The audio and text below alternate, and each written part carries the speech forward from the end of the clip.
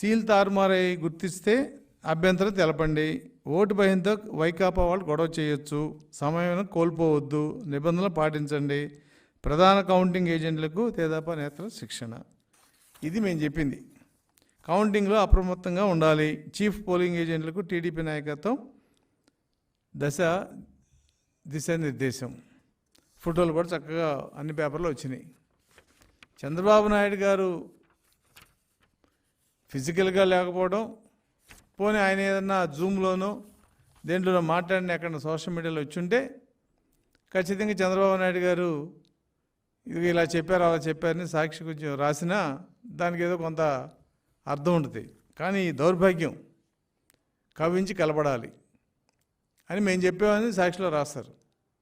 దీనికి కారణం ఏంటి?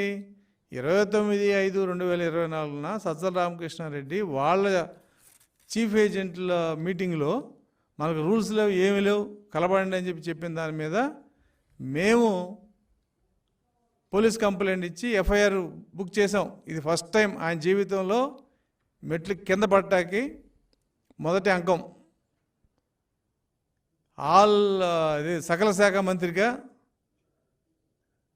వైసీపీ వాయిస్గా ఉన్న సజ్జల రామకృష్ణారెడ్డి నిన్న 29/5 మొన్న చెప్పిన ఆ చీఫ్ ఏజెంట్ల మీటింగ్లో చెప్పిన దాని మీద ఎఫ్ఐఆర్ ఫైల్ చేస్తే, మేము కంప్లైంట్ ఫైల్ చేస్తే ఎఫ్ఐఆర్ కూడా బుక్ అయింది ఆయన మీద.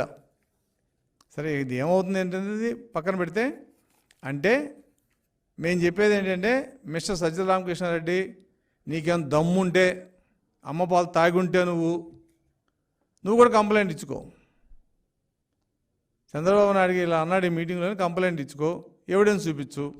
నిన్న మేము పోలీస్ కంప్లైంట్ ఇచ్చినప్పుడు నీ ఎవిడెన్స్, నీ వీడియో మొత్తం పోలీస్ స్టేషన్లో ఇచ్చాం. మంగళగిరి రూరల్లో, తాడేపల్లి రూరల్లో వాళ్ళు ఎఫ్ఐఆర్ కూడా బుక్ చేశారు. అలాగే మేము నిజంగా ఇటువంటిది కవ్వించి కలపడాలని చెప్పి చంద్రబాబు నాయుడు గారు చీఫ్ ఏజెంట్ల మీటింగ్లో చెప్పుంటే, నీకు నేను చేతనవుతే నువ్వు పోలీస్ కంప్లైంట్ ఇవ్వు. ఇంకా అధికారంలో నువ్వే తెచ్చావు కదా.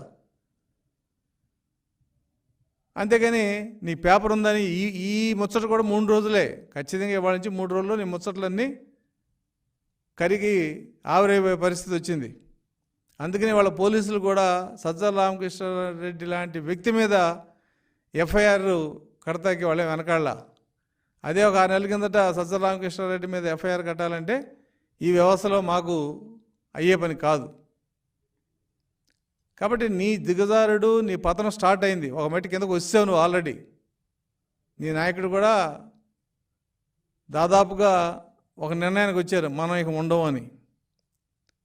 ఈ పరిస్థితుల్లో కొద్ది గొప్ప విఘ్నత ఉన్న మనిషి ఎవడైనా కూడా ఎవరిని నొప్పించకుండా బ్యాలెన్స్డ్గా వాళ్ళకి పబ్లిక్ నుంచి ఇబ్బంది లేకుండా మాట్లాడే అలవాటు చేసుకుంటారు. కానీ మీరేం మారలా. మీ అలవాట్లు, మీ దుష్ప్రచారం ఏమీ మారలేదు, మారవు కూడా. అది మారాలంటే 4వ తారీఖు సాయంత్రమే అవుతుంది. చంద్రబాబు నాయుడు మీటింగ్లో ఎక్కడున్నాడు? ఇదిగో 3 పేపర్ల ఫోటోలు కూడా వేశారు. డాయస్ మీద ఎవరుంది? అచ్చెన్నాయుడు గారు రావాల్సిన మీటింగ్కి యనమల గారు వచ్చి చెప్పడం జరిగింది. మిగతా వాళ్ళందరూ కూడా ఒక్కొక్క సబ్జెక్ట్ మీద ఒక్కొక్క గంట అరగంట అలా చెప్పారు. 4ంటి మీటింగ్ క్లోజ్ చేసాం.